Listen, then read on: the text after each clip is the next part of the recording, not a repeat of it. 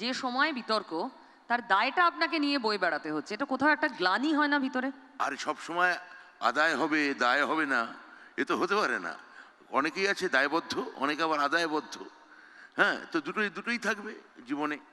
তো কিছু তো নিতেই হবে।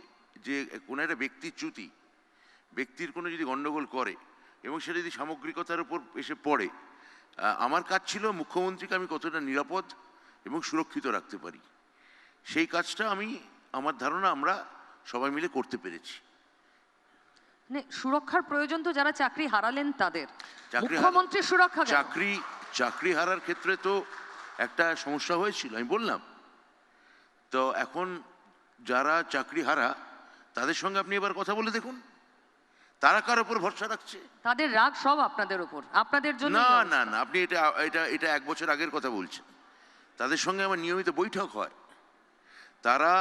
তারা যখন জানতে চেয়েছিল যে এখন আমাদের ভবিষ্যৎ কি, আমি তাদের পরিষ্কার বলেছিলাম সুপ্রিম কোর্টের গাইডলাইন অনুযায়ী এই সরকারের চেষ্টা হবে যোগ্যতা, মেধা এবং স্বচ্ছতার ভিত্তিতে তাদের চাকরি ফেরত দেওয়া।